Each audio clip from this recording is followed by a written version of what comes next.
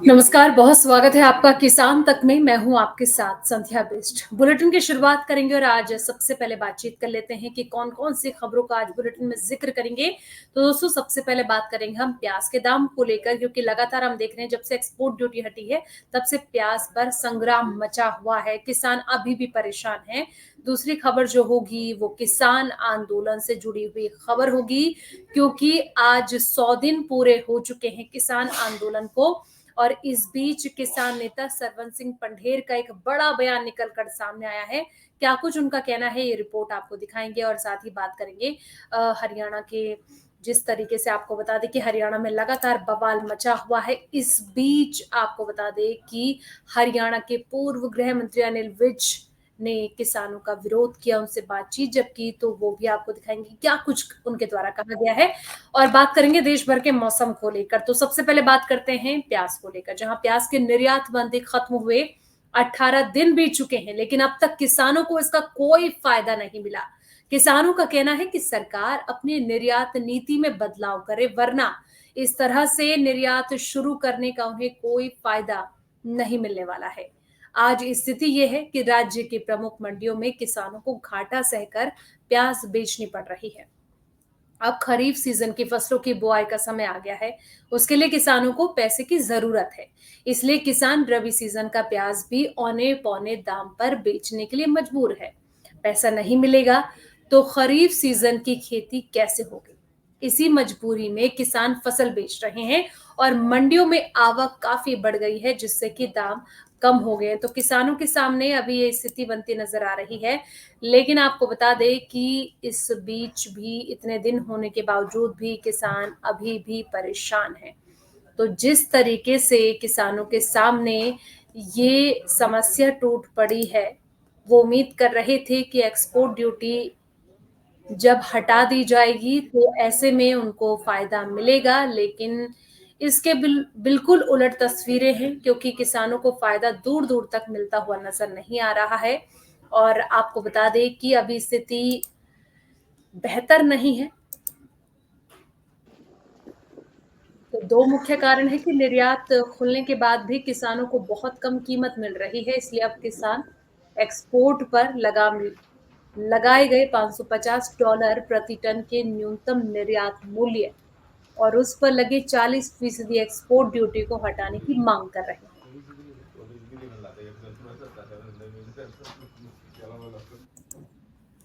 अगली खबर का रुख करते हैं। अगली खबर जो मिल रही है, बता दें कि वो किसान आंदोलन से जुड़ी हुई, जहां 13 फरवरी से शुरू हुआ किसान आंदोलन आज 100 दिन पूरे कर रहा है। इस मौके पर लाखों की संख्या में किसान शंभू बॉर्डर पर जुटे हुए हैं। इस दौरान किसान नेता सरवन सिंह पंढेर ने आगे की रणनीति बताई, जब हमारे सहयोगी ने उनसे खास बातचीत की। ये रिपोर्ट आपको दिखाते हैं।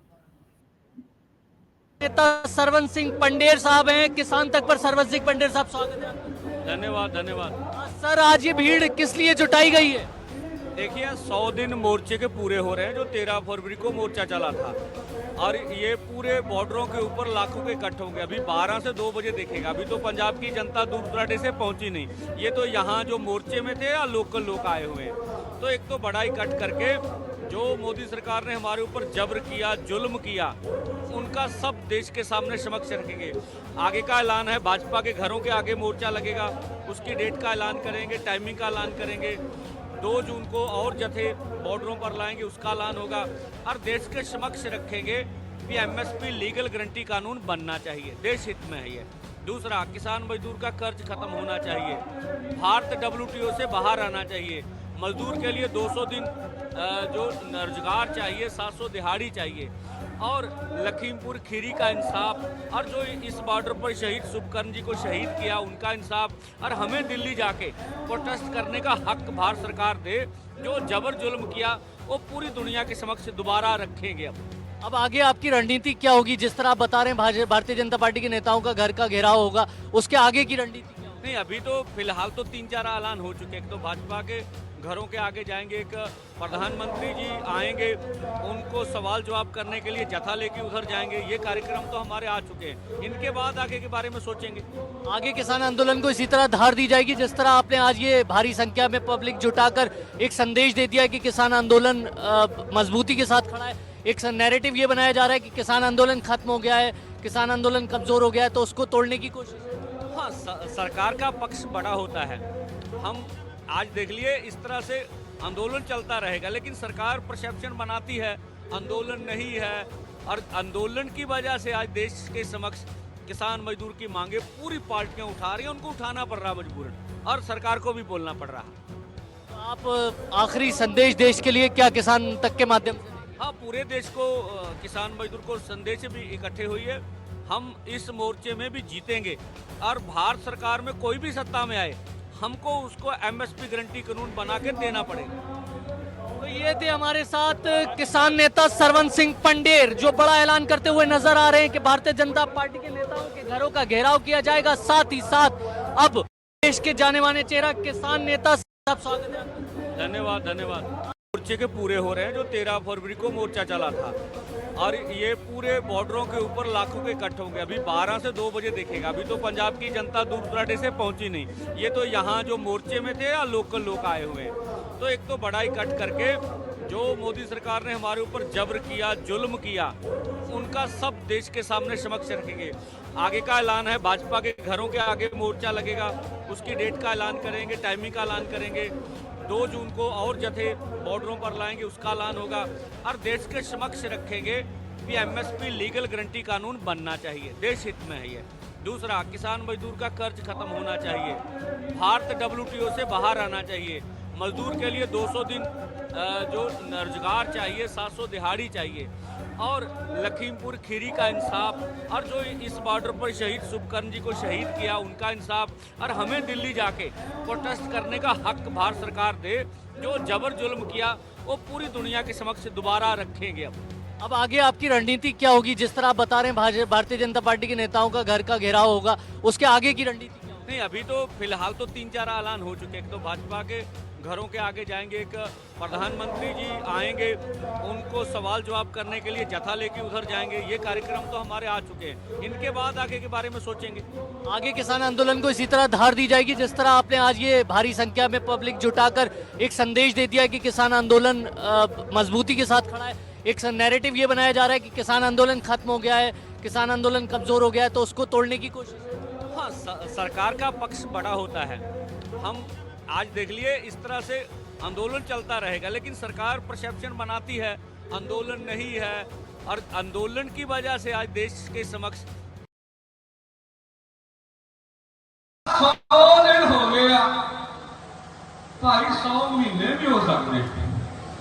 हजम हुई कि नहीं हुई? हुई। इन हजम करो मड़ा ने, 100 महीने भी लग सकते हैं। जे कितने राह चुन गए, मैनू नहीं लगता गोरे को पंगा नहीं छड़े। उन्होंने लगता पक्के इरादे करके आए। कोई नहीं, 100 दिन होया, 100 महीना भी पूरा कर सकते हैं। फैसला दिल्ली ने करना वा, उन्होंने को सत्ता ही सिर्फ 5 सालों की होंगी आ। आप लंबा दाइया लैके चलिए। जे मान लो कोई मंग मन भी मान लीए, फिर आप अंदोलन छड़ देना। करना तो अंदोलन होने वाले काम तुरया वा, शैड भी बनया, लंगर भी तपे आ, काम सारा चलिया, करोड़ों रुपया आप लाता इतने, दोहरे फिर करते रहांगे। हुण तपे तवे ते काम तुरया चले, तो इस करके मन बना लो कि यह मोर्चा लम्मा चलना। अरे चलूगा, अरे इनू चलाया तो बगैर खेती संकट का कोई हल भी नहीं है। तुसी अंदोलन नू तिखा कर लो। जिस किस्म की भारत की सत्ता वा, चंद दिनों च नबेड़ना चाहो, तुसी बड़े इकट्ठ करके थोड़े समय के नबेड़ा कर लोगे। यह तजर्बा ना दिल्ली निबड़ी हुई है, और एदों कहा यह भी दिल्ली की कोशिश होंगी आ भी इन्होंने अका दिए, थका दिए। और जे साडे इरादे बन जाण भी ना अकण वाले ना थकण वाले, फिर लगता सानू कोई हराउण वाला कोई नहीं है। सो 100 दिन निकलने आ बैठे मेरे लगे आप इन्नी तेज जिंदगी जी, सानू नहीं पता लगा भी 100 दिन केड़े वेले ना रात दा अगली खबर का रुख करते हैं। अगली खबर जो है वो हरियाणा से मिल रही है, जहां किसान आंदोलन में गोलीकांड पर किसानों के सामने अनिल विज का कबूलनामा। हरियाणा में लोकसभा चुनाव में किसान बीजेपी प्रत्याशियों का विरोध कर रहे हैं। इसी कड़ी में अंबाला में किसानों ने हरियाणा के पूर्व गृह मंत्री अनिल विज का विरोध किया। किसानों ने अनिल विज से सवाल पूछे और उसके जवाब में क्या कुछ कहा, ये रिपोर्ट आपको दिखाते हैं। मिनिस्टर था, मैं उसकी जिम्मेवारी मैं भाग तो नहीं ना सकता, मैं भाग तो नहीं ना सकता, नहीं किसी के भी हुई देखो, मैं उससे भाग तो नहीं ना जिम्मेवारी ले रहे हैं तो FIR मैं भाग तो नहीं सकता। हाँ जी मारे पाजी आप लोग कुछ कह देंगे मार ठक देगी FIR कर देंगे, चलो जी कुछ कहेंगे महापार दिए जी, गड्डियां महा तोड़ दी जी, 2 साल से सड़क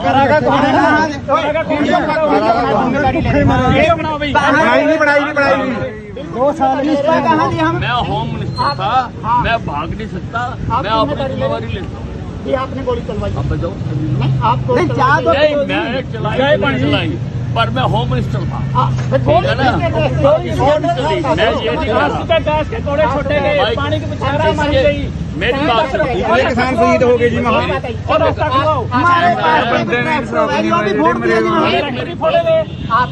प्यार से खड़े हैं ना, मैं प्यार से नहीं नहीं आप रास्ता क्यों एक बंदे ने किसी ने हॉस्पिटल जाना, चंडीगढ़ जाना, राजपुरा जाना, 25-30 किलोमीटर 4 घंटे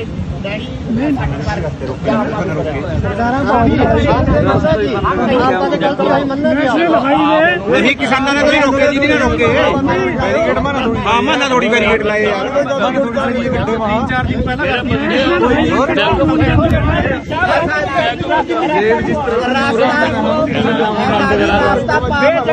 माड़ा रास्ता हुआ रोकना जी, आपने कंधे गड़वाए दिए जी, खाली MLA मैं ਤੇ ਤੁਹਾਡੇ ਕੰਮ ਕਰਨ ਵਾਸਤੇ MLA ਆ नहीं आओ ठीक है जी, ਤੁਹਾਡੇ ਕੰਮ ਕੀਤੇ। ਅੱਛਾ ਇਹ ਮੰਨਦੇ ਹੋ ਨਾ ਮੈਂ ਕਿੱਥੇ ਕੰਮ ਕੰਮ ਕੀ ਮੈਂ ਕਰ ਰਿਹਾ ਪਹਿਲਾਂ ਵੀ ਸਵਾਗਤ ਹੈ ਜੀ ਆਪਦਾ ਉਰੇ, ਠੀਕ ਹੈ ਜੀ। ਦੂਸਰੀ ਬਾਤ ਚਾਹ ਪਾਣੀ ਪਿਲਾਓ हाँ जी हाँ और क्या ਤੁਸੀਂ ਕਰਿਆ ਜੀ, ਘਰ ਆਏ ਚਾਹ ਪਾਣੀ गोली मरवाई थी आपने, ਗੱਲ ਪੂਰੀ ਹੋ ਜਾਏ। ਗੱਲ ਕੀ ਹੈ ਕਿ एक मिनट एक भाइयों मारना, एक बंदा बोलो भाई, किस कानून के अंदर बंद किया आपने? सारा खोर इंटा का महा लग रहा है जी, जितने भी है जी, ठीक है जी। एक मिनट जी, भाई गोली एक पासा रहेगी, एक मिनट बाद हमारी गोली भी पड़ी जाना। एक मिनट बाद सुनो, एक गोहर है जी, पूरे गांव की गोहरा बन गई जी, वो आज तक नहीं बनी, उसकी जो सी साइड की गोहरा हुई ना वो भी पक्की होगी। क्यों जी? उस गोहर वाले में कोई बैर है जी, इतना डीप पता नहीं। हमारे आंदोलन की आप पूछो भी, हाँ हमारे आपने रास्ते बंद कर दिए गारंटी कानून क्यों नहीं दिया यार? मोदी साहब ने वादा करके जी, नहीं दे सकता ना ये आप अरे मेरी ऐसी आपको पता नहीं, मैं बड़ी बातें नहीं करता, मैं जो मेरी बात सुनो, आपका पार्टी में मैं जो बात थी मैंने वो कह दी। अभी आप मुख्यमंत्री बन गया, मैं आपको मैं छोड़ रहा यार, आप कहते थे जी पहले तो आपने ठगवा दिए, गोलियां मारू तो बताओ तो सही पास में कराएंगे जी। नेशनल हाईवे के कानून के अंदर बंद करवाया आपका बीजेपी पार्टी निकम हो गया, आप बीजेपी छोड़ का जो पर मान रहेगी पार्टी में बात की तरह बोलता बैगा, हम किसने कहा गृह मंत्री आजाद खड़ा दिया आपको, हम ही किताब और ही जो कोटा पाई ये पता जो माले जो लोग खड़े खड़े उनके आप आपकी जेल से यदि आप 6 बार 6 बार मुझे जनता जनता जेल जल्दी आना जी, जनता का आप मान रखो जी, भी आप बीजेपी छोड़ के जनता का इतना मान। अगली खबर का रुख करते हैं। अगली खबर जो है मौसम से जुड़ी हुई, जहां देश भर में गर्मी अपना प्रचंड रूप दिखा रही है। इस बीच कई राज्यों में हीट वेव की स्थिति देखने को मिल रही है, जिसको लेकर IMD ने अलर्ट जारी किया है। लेकिन किन किन राज्यों में हीट वेव का रेड अलर्ट जारी हुआ है और अगले कुछ दिन तक कैसी स्थिति रहेगी, इसको लेकर क्या कुछ कहना है वैज्ञानिकों का, एक बार दिखाते हैं आपको। और एनसीआर दिल्ली, उत्तर प्रदेश, नॉर्थ मध्य प्रदेश, जहाँ continues heat wave to severe heat wave पड़ रही है। जनरली जो अगर हम आईएमडी का क्राइटेरिया बताएं, जनरली हम क्या करते हैं कि जब टेम्परेचर आपके नॉर्मल 40 से ज़्यादा हो जाते हैं और डिपार्चर 4.5 डिग्री से ज़्यादा होता है तो हम हीट वेव बोलते हैं। लेकिन टेम्परेचर्स हैं 45 डिग्री से ज़्यादा पहुंच जाते हैं। और जो दूसरा हमारा आईएमडी का क्राइटेरिया ये है कि अगर 45 डिग्री टेम्परेचर्स होते हैं तो उसको हीट वेव बोलते हैं, अगर 47 होते हैं तो सीवियर हीट वेव बोलते हैं। ऑलमोस्ट पूरा नॉर्थ वेस्ट इंडिया में ऐसे ही सिनेरियो बना हुआ है। राजस्थान में भी टेम्परेचर 47 तक टच कर रहे हैं, दैट इज़ 46 प्लस हैं। सिमिलरली अगर आप एनसीआर दिल्ली की बात करें, जहाँ भी टेम्परेचर 47 तक हैं, पंजाब हरियाणा वहाँ भी 45 प्लस हैं। तो आने वाले 5 दिनों के लिए हमने पूरा जहाँ रेड अलर्ट दे रखा है, starting from Rajasthan, Punjab, Haryana, NCR Delhi और वेस्ट उत्तर प्रदेश। इसके अलावा नॉर्थ मध्य प्रदेश, वहाँ में भी हमने heat wave to severe heat wave का वार्निंग दे रखा है, ऑरेंज अलर्ट दे रखा है। सिमिलरली बिहार पे भी हीट वेव पड़ रहा है, लेकिन 2 दिनों के बाद वहाँ थोड़ी कमी हो जाएगी क्योंकि समुद्र से हवाएं आएंगी, ईस्टर्ली वेव्स आएंगी। तो मेन ईस्टर्ली वेव जो बे ऑफ बंगाल से आएंगी तो टेम्परेचर्स में थोड़ी गिरावट आ सकती है। इसके अलावा गुजरात में भी आने वाले 5 दिनों में हीट वेव कंटिन्यू रहेगा। कब तक हम लोगों को हम अनुमान नहीं लगा रहे कि टेम्परेचर में गिरावट रहेगी। ऑलमोस्ट जैसे टेम्परेचर चल रहे हैं वैसे ही रहेंगे, 1 आधा डिग्री ऊपर नीचे हो सकता है, लेकिन ऑलमोस्ट ऐसा ही सिनेरियो बना रहेगा। इसी को देखते हुए हमने रेड अलर्ट दिया है और इसके साथ ही आईएमडी एनडीएमए के साथ मिलकर एडवाइजरी इशू करता है कि लोगों को प्रिकॉशंस लेनी चाहिए। जनरली ऑब्वियस है कि धूप के टाइम बाहर नहीं निकलना चाहिए, अगर निकलते हैं सीट ढक के जाना चाहिए। सिमिलरली फ्लूइड का इंटेक ज़्यादा रखना चाहिए और लाइट क्लॉथ पहनने चाहिए। इस टाइप का वेरियस हम एडवाइजरी साथ में अपने बुलेटिन्स में अटैच करते हैं।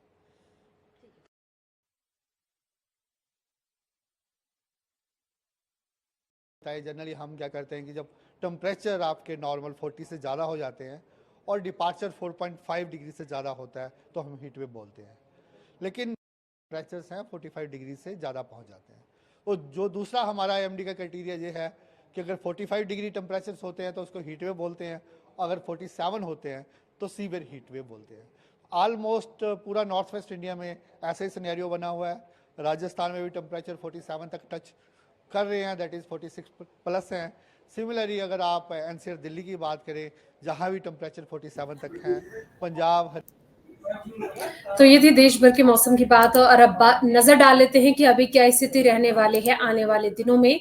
तो आपको बता दें कि फिलहाल जिस तरीके से देश के उत्तरी क्षेत्र में विशाल हिस्से में इस समय भीषण गर्मी पड़ रही है, लू से जूझ रहे लोगों को अभी राहत मिलने की कोई उम्मीद नहीं है। आईएमडी ने मंगलवार को लू से गंभीर लू चलने की स्थिति की भविष्यवाणी की है।